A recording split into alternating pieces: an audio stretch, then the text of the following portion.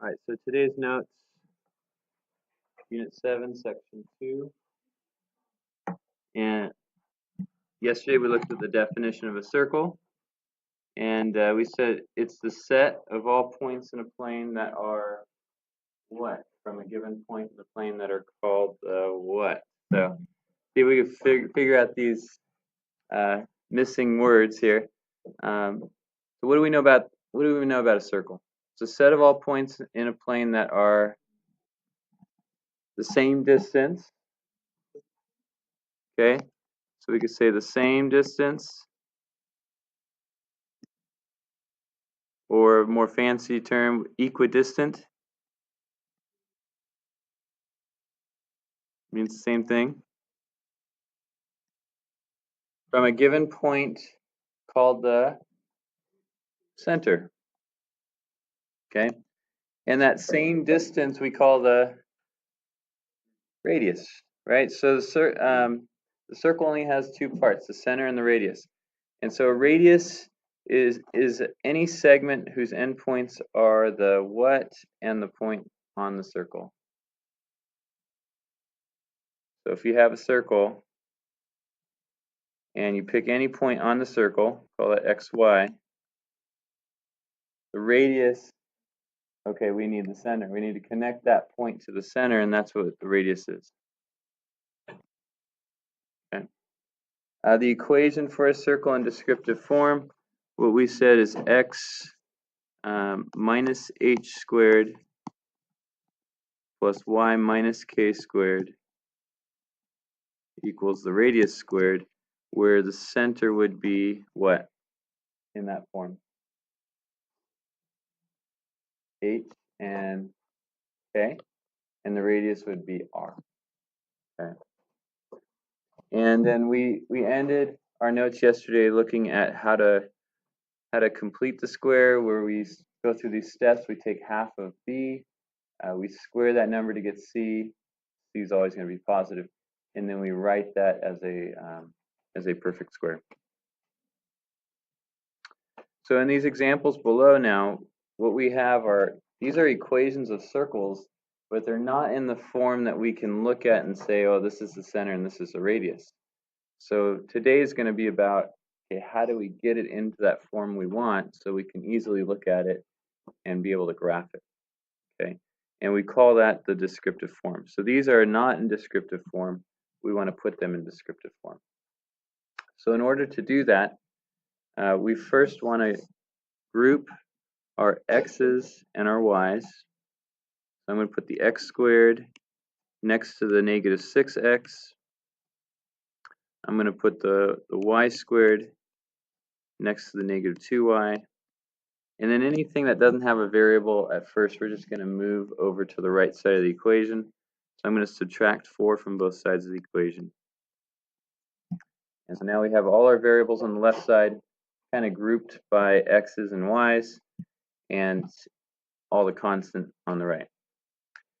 Then what we're going to need to do, if you look at our descriptive form, we have x minus h squared, y minus k squared. So we need to complete the square for both x and y. And so for the x part, I need to figure out what number I need to add to complete the square.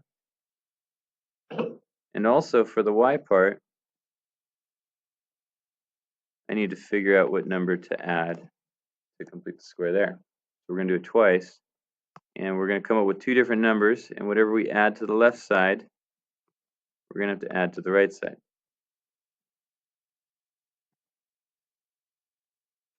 So as we did in homework, we're going to take that negative 6,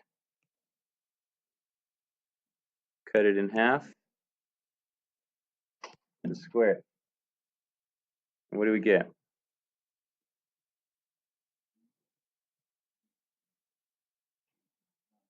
So 9. So we're going to add 9 to both sides of the equation. Here's our equal sign. God bless you. And then we want to do it again with the y values. This time I'm going to take the negative 2, cut it in half, square it. What do we get? I'm going to add 1 to both sides.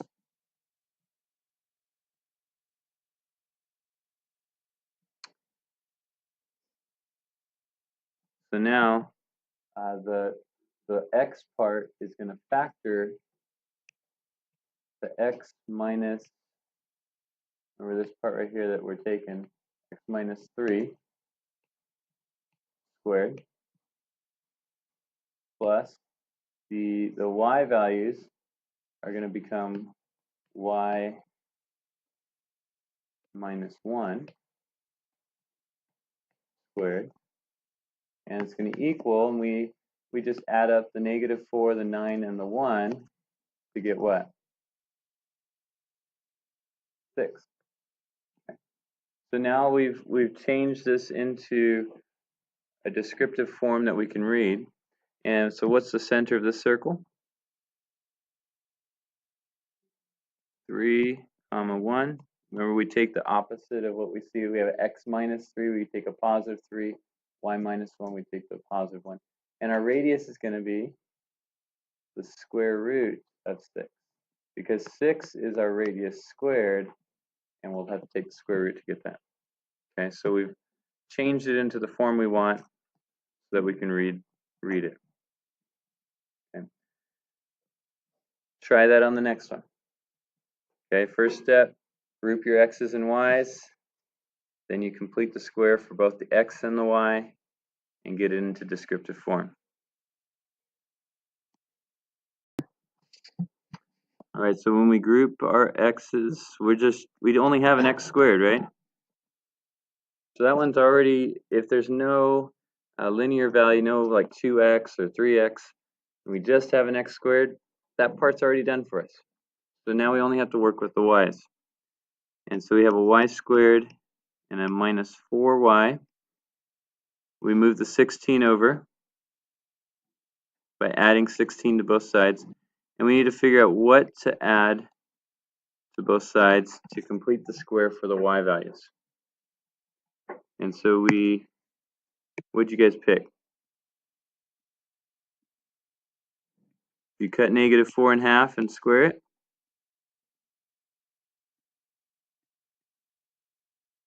You should get positive 4. And then when we leave it x squared, that's already done for us. But the y part becomes y minus 2 squared, and that's equal to 16 plus 4, which is 20. So what's our center? 0 and 2. And our radius? Square root of 20. Okay. Can we simplify that square root of 20? Yes, square root of 20 is the square root of 4 times the square root of 5. And square root of 4 is 2, so you could also rewrite this as 2 root 5.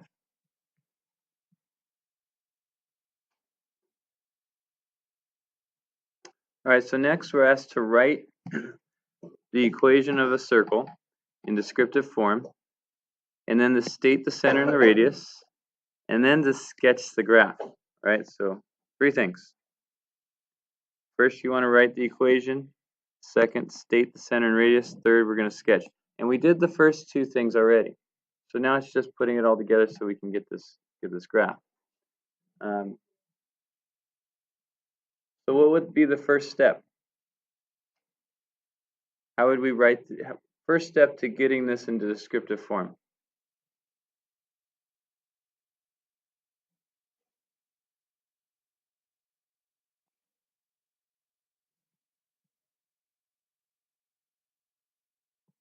All right, give it a try. So first step, we need to group the x's and the y's. So we're going to subtract 16x. We get x squared minus 16x. We need to add 5y to both sides of the equation, and we get y squared plus 5y. And then move everything else to the right side of the equation. So we're going to subtract 101 over 4, get negative 101 over 4. Okay, that's the first step. Then we got to decide what to add to the x's and to the y's to complete the square. So x squared minus 16x plus what? And y squared plus 5y plus what? And whatever we add to the left side, we're going to have to add to the right side.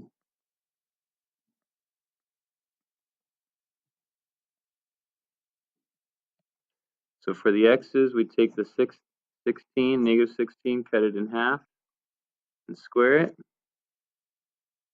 The negative 8 squared is 64. So add 64 to both sides of the equation. And then for the y's, we have a 5. We cut that in half and square it. And we get 25 over 4.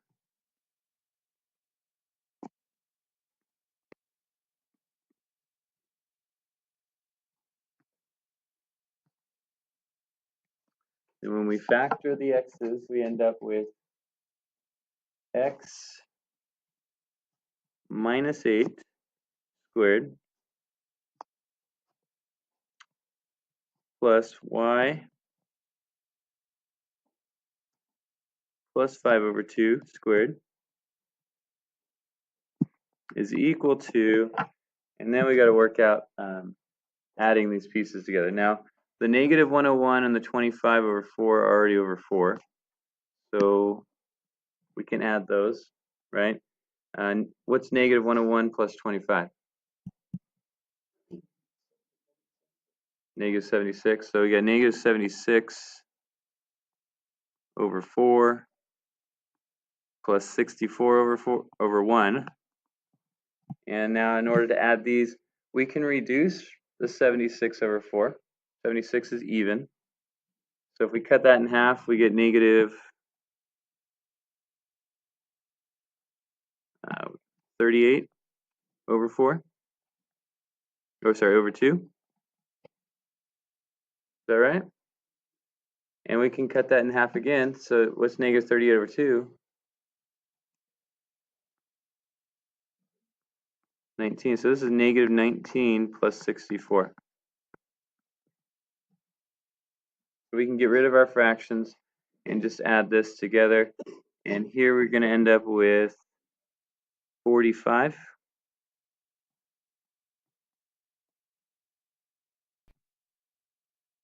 So we've done the first step. We wrote the equation in descriptive form. So secondly, it asks us to state the center and the radius. So we have a center at 8, negative 5 halves.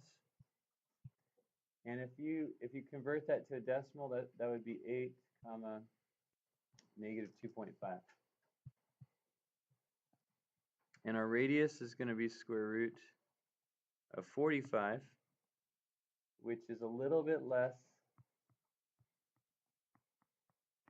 than the square root of 49, or a little bit less than 7, right? But it's greater than 6 because it's more than square root of 36. So now, third step, we need to sketch this graph. So I'm going to go to 8, negative 2.5.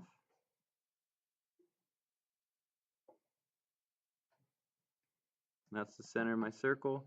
And I'm going to go each direction a little bit less than 7. So between 6 and 7.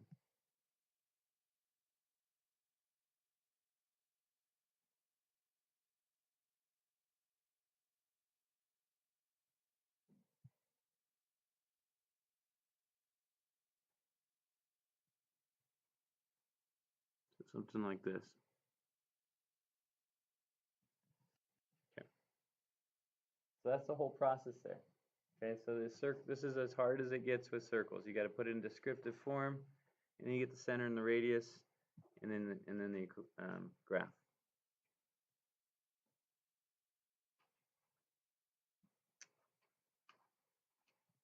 Next example, we're asked to show that the circle with the equation 20 equals x squared plus y squared minus 2 times the quantity x plus 2y is congruent to the circle with a center at 0, 0 and a radius of 5. Okay. And the steps, we have steps here. Number 1, show the radius from the circle is congruent to the radius from the second.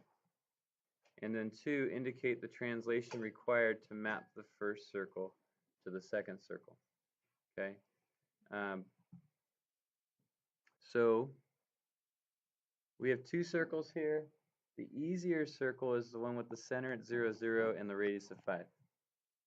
So so we already have that one. So we need to find the center and the radius of the first one. And it's definitely not in the form that we want.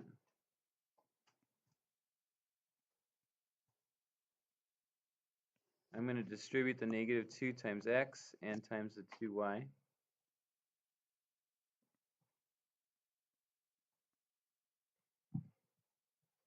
And then we can group things together, put the x squared with the negative 2x with a little bit of space there to complete the square. And the y squared with the negative 4y with something to complete the square there. And I'm going to move the 20 to the right-hand side. And we're going to add 2 things to the left-hand side, so I'm going to add 2 things to the right-hand side as well.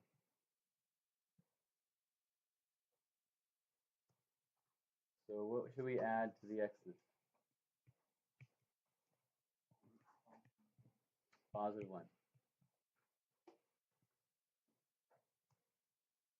And what should we add to the y's?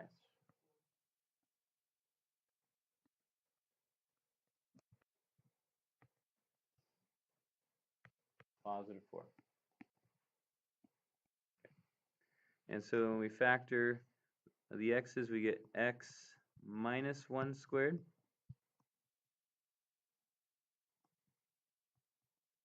Factor the y's, you get y minus 2 squared.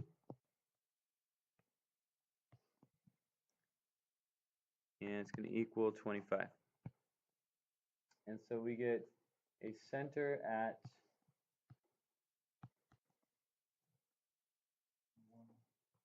1, 2, and a radius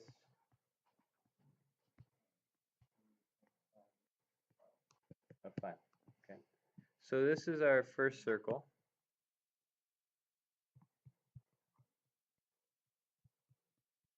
And we're comparing it to a second circle.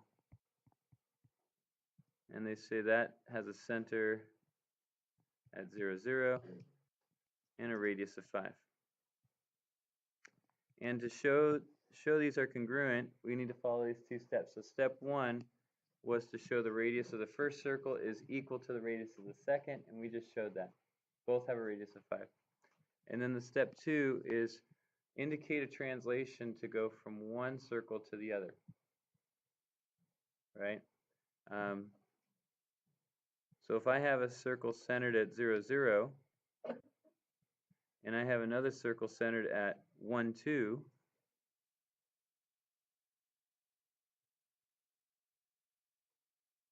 how do you move from one circle? How do you move from the second circle to the first circle? Translate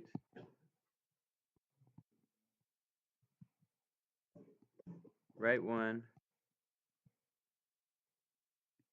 and up 2 units to move the second circle to the first.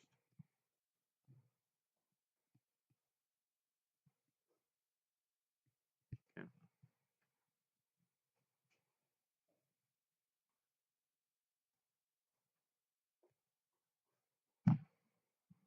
And then the last question here, show that the circle with the equation 135 equals all that stuff is a dilation image of the circle with a center at -3, -5, and a radius of 3.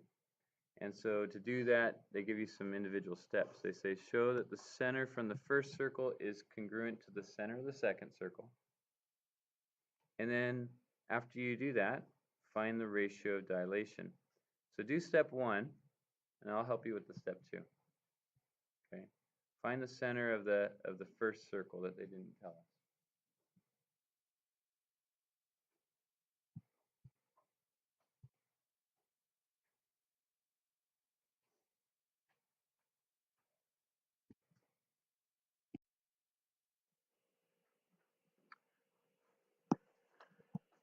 Okay, so for that first circle, we have x. I'm going to distribute x times 6, and I get x. Um,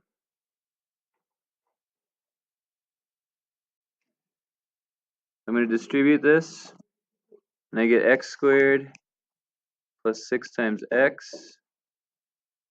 I'm going to leave a little room. And I'm going to distribute y times y times 10, y squared plus 10y. And that's equal to 135. And then for completing the square, we take half of 6 and square that. Get 9. Take half of 10 and square that. We get 25. And so when we factor the x's, we end up with x plus 3 squared.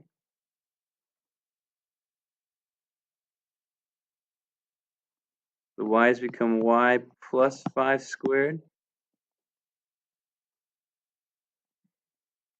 And that's going to equal 135 plus 9 plus 25, which is 169.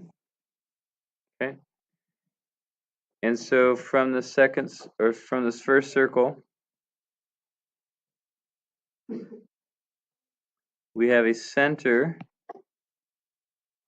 at -3, -5, and a radius of the square root of 169, which is 13. Okay. For a second circle that we're comparing it to, okay, we were supposed to show they had the same center, and it does. It has a center at -3, -5, but the radius is different. The radius is 3. Okay, and so the first circle obviously is bigger than the second circle, and so we want to know, well, what's our scale factor here? What was the dilation, or what did you have to multiply 3 by to get 13?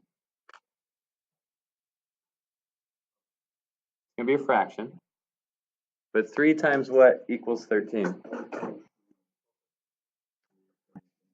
And so it's a simple algebra problem. 3 times what equals 13? Divide by 3, and you end up with 13 over 3. Okay, so that's our scale factor, or our dilation, from the second circle to the first,